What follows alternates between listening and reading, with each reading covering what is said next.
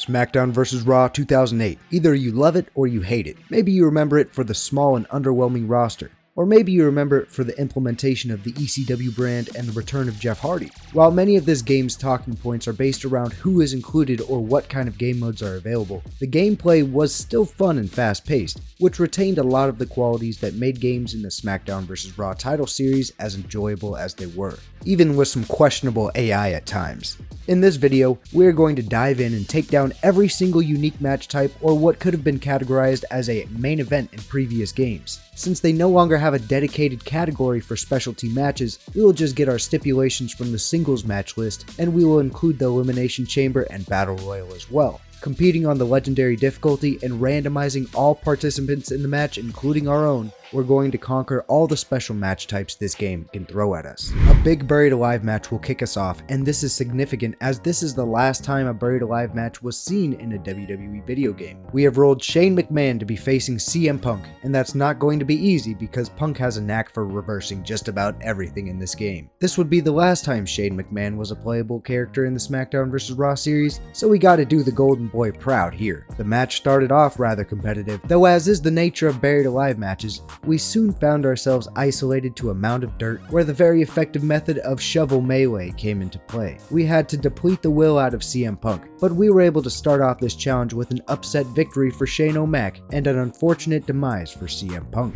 Up next, we've got a first blood match, and I certainly am not going to complain about using The Rock, and Jeff Hardy should put up a bit of a fight, or you would think so anyway. However, these first blood matches can be rather uniform at times. Using a tried and true strategy of consistent repetition will look to employ here. Now, we aren't going to have a match with The Rock without some electrifying maneuvers, but Jeff Hardy did not stand much of a chance here, and this will likely be our easiest match we have in store. For the hardcore match, I decided to go with the triple threat to keep things fresh, and this quickly became a star-studded contest. Booker T and Roddy Piper stand in my way, but having the highest rated superstar on my side will certainly make things go a bit smoother. The Rowdy one is never easy in any of these Smackdown vs. Raw games, and King Booker was definitely given the respect he deserves as a main event player in this game. Thanks to the endless supply of chairs beneath the ring, furniture was flying all around the combat area throughout the match. John Cena's staggering 97 overall makes him a serious threat in any kind of situation in this game, as this is one of the highest ratings anyone received in the title series. It was great to see the implementation of the King Booker gimmick in this game, but we had to put these boys down after delivering a couple of FUs. We're going to go into our 15-minute Iron Man matchup next, and this one will be a doozy, as we will be using the incomparable Kenny Dykstra to take down the man with the jam, the excellence of execution, Bret the Hitman Hart. Fortunately for me, this game considers Kenny Dykstra to be on the same plane of technical prowess as the Hitman, as in this instance, I am literally not even touching the controller, I swear. But Kenny Dykstra's technical fighting style allows for automatic reversals until he receives a certain amount of damage. This game is crazy for that. But I digress. The battle went on, and over time things got more physical. It was a volley of different holds and counters the other had in store, and it wasn't easy, but we were able to begin to wear down the Hitman. We hit a big swinging neckbreaker to secure the first pinfall of the match, and let me tell you, it was extremely difficult to get Bret into that position because that boy's slippery. He counters almost everything, probably a 95% success rate of Bret Hart reversing my moves. Things were getting tense, and Bret locked in the sharpshooter, a crucial moment where the score could have gotten tied up, though our boy Kenny Dykstra managed to escape the hold, and once he was able to do that, the confidence set in that we may just do this thing. As the clock wound down to 0, we made sure Bret knew he took the L here. This is definitely the biggest upset so far, and there's plenty more to go, but if I can pull off this kind of upset, I think I got my swagger back. The next match we have on deck is the Hell in a Cell, and we are once again very fortunate with the randomization, as we are equipped with Triple H, the game, to go one-on-one with the great one, The Rock. Rocking the DX attire, we are truly going to embody the spirit of a Rock Triple H rivalry in early 2000. Two highly rated superstars at our disposal to put together an entertaining match, and even with a less than intelligent AI behind him, The Rock will always put up a challenge. This made for a true back and forth match that in a classic fashion had to make its way outside of the cage. While this is one of the few times in my life I did not bring my opponent to the top and slam them through the ceiling, there was some carnage that ensued outside of the ring. First the ring bell took him out, and then we threw him on the table, hitting The Rock with a booming pedigree through the announce table, and only then did we make our way atop the cell to bask in our victory. If you're enjoying the video, leave a like or subscribe to the channel if you haven't already. We've also got a Patreon with bonus content for free and paid members. Check the links in the description. Your support is greatly appreciated. The next match on deck is the ladder match, which always makes for a wild and unpredictable environment. We've got the Hot Break Kid, Shawn Michaels, and JBL and ECW for this monumental encounter, but we are ready to go. Coming hot out of the gate, but JBL was ready for it. In fact, this one was all JBL early on. The Texan took total control of the fellow Texan, though it's going to take a lot more than JBL being annoying for us to give up here. We did have to stick through getting our ass beat a little bit, but over time, we were able to turn things around and gain control. Shawn Michaels stole the show as he always does, and we tuned up the band for some sweet chin music, but JBL came back for more. A big swinging neckbreaker from the top of the ladder would in fact be the dagger that would keep JBL down long enough to secure our victory here in this ladder match. We now turn our focus to the last man standing match, where we have the pleasure of playing as the $1 Million Champion and looking to put down Shawn Michaels. I'm not gonna lie, I am looking forward to using the Samoan Bulldozer here, and this was arguably his most dominant point. Plus, I'm gonna need as much help as I can get because Shawn Michaels was really handing it to me here, whooping my ass all around the ring despite the size discrepancy. He is one of the most formidable challenges on this game after all, and he's proving it here. We ate some sweet chin music, and we may just have to run this thing twice. The showman that he is knows how to generate a nearly unstoppable amount of momentum, resulting in another super kick, and things are not looking great. Shawn Michaels was trying to cheese the momentum system, but we got out of dodge for the moment, and with my back against the wall, I resorted to sheer brutality, Umaga's specialty. We had to pull out all of the stops, a true daredevil move from the 300+ pounder as Umaga traveled from the turnbuckle through the announce table, taking out Shawn Michaels. I thought Michaels was done for, but he kept fighting, although a Samoan spike would finally keep him down, and another victory is notched under our belt. Rest in peace, Edward Fatu. Up next is the submission match, and I kid you not, I rolled Ric Flair.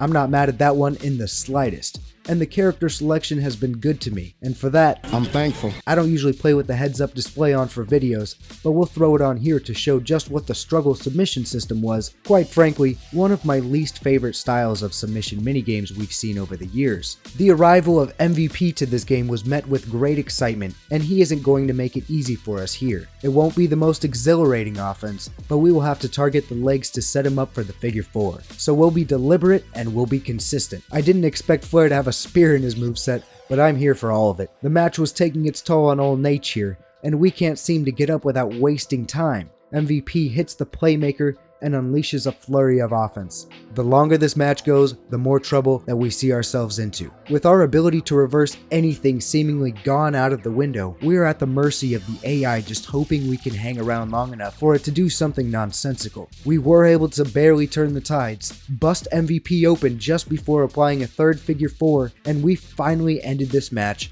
by causing MVP to submit.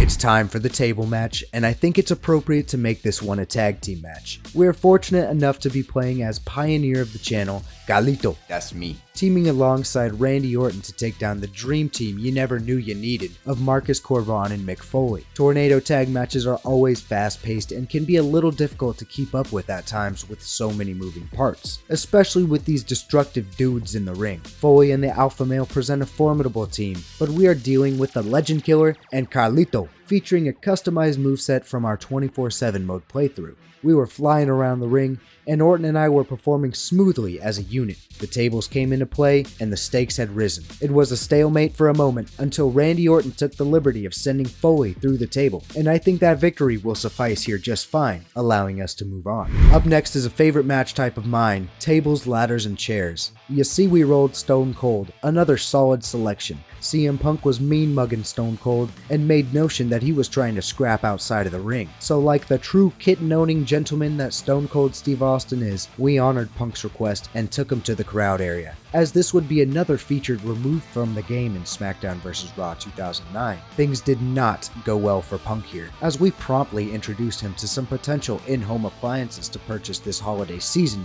and gave him a stunner for good measure. We waited for Punk to pick himself back up and meet us in the ring, where the beating could continue. This was a bad day for the Chicago-born star, as we did not let up on him at all. I'm telling you, after that Dykstra-Bret Hart match, I'm on a roll here. The next challenge brings the steel cage match, which we will make a fatal 4-way for an added challenge. The luck continues as we are given the Dead Man to fend off JBL, Gregory Helms, and Johnny Nitro. Talented characters, but they're no phenom. This match went as you may expect, with The Undertaker flying around the ring and just bringing bad days upon everyone involved. The Undertaker was in fact a serious problem on Smackdown vs. Raw from 2007 on to the end of the series after all. This match nearly ended early when JBL, being the idiot that he is behind this AI, almost allowed Johnny Nitro to steal a victory, though Gregory Helms was able to thwart that attempt. After hitting a tombstone piledriver on all 3 competitors in the match, it's time for us to make our escape, and we do in fact get our ass out of that cage for another victory as we near the end of this challenge. The parking lot brawl is on deck, and it doesn't get much more fitting than the big ugly bastard Gene Snitsky and the Samoan Bulldozer going at one another. Nothing pretty about this one, just 2 big meaty men slapping meat. Environmental grapples are going to be key here to take down the big man. Unfortunately, Smackdown vs. Raw 2008 did not feature the bar brawl being an option, although backstage brawls would soon see a complete overhaul in the coming games to follow. Snitsky beat the Samoan Bulldozer around here in a showcase of what could have been had his ECW push been worth a damn. But alas, a gut-wrench power slam would spell the end for the Samoan Bulldozer, but he should be thankful that I did not throw him off of the fire truck and cause severe damage, as it is a possibility here. We say goodbye to the face not even a mother could love, and move on to the next match. And that next match is going to be the final singles bout in this exercise, as we are going to be using Matt Hardy to take down Triple H in an Extreme Rules match. Now there are a couple factors that separate an ECW Extreme Rules match from a hardcore match. While weapons are allowed in both, the Extreme Rules match provided the introduction of the weapon wheel in the Smackdown vs. Raw series, something that is still around to this day, making for a much wider variety of chaotic possibilities opposed to the weapons being assigned to the location that they are taken from. The pinfall must take place in the ring opposed to the falls count anywhere nature of the hardcore match, and if you want an Extreme Rules match, you must be in the ECW venue, meaning this match is exclusive to the ECW brand in the GM mode aspect of 24/7 mode. Lastly, if equipped with the right superstar, you can even light the tables on fire. Unfortunately, Matt Hardy and Triple H are not considered extreme enough for that, so we won't see it here. What we do see is Matt Hardy deliver an admirable performance, pulling off the upset of Triple H as we head into the final 2 matches. Up next, we've got a 6-man battle royal, and when 6 big dudes are shoved into one ring and not allowed to leave, everyone gets awfully close with one another. There is very little room to breathe or even formulate a game plan with all of the pandemonium in the ring. And competing as the legendary Terry Funk in this endeavor means we will have to overcome some of the biggest names on the roster, and Chavo Guerrero. This was a tightly contested match, and it remained rather competitive throughout. It did take a while for the first elimination, but once one came down, the others began to follow.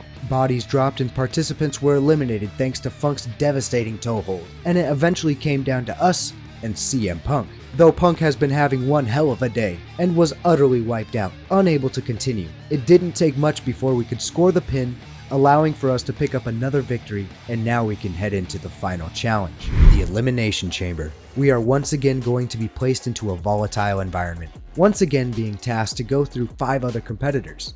We will enter this match as Rey Mysterio, the first entrant in the match and the lightest competitor by a large margin. We are going to have to overcome the severe size and strength discrepancy we've got going against us with guys like Kane, Bobby Lashley, and the Great Khali in this match. However, we've got some white hot momentum on our side, and I've got every intention to seal the deal and complete this challenge on the first attempt. With our durability also in question, we have no time to waste, so we make quick work of Mr. Kennedy. Things didn't get any easier with the addition of Bobby Lashley either. A frog splash was able to eliminate Kane, and shortly after we would see the most powerful slingshot I've ever seen administered. Our largest threat was taken out via a moonsault, and at that point, I was feeling good about our chances. Finlay was eliminated, and it was down to Bobby and Ray. We got a little too flashy and went for a huge risk which Ray could not execute, and it was a massive blow to our momentum, leaving us crippled in the ring. Lashley capitalized, hitting a Dominator and crushing our hopes of finishing this one off on our first try.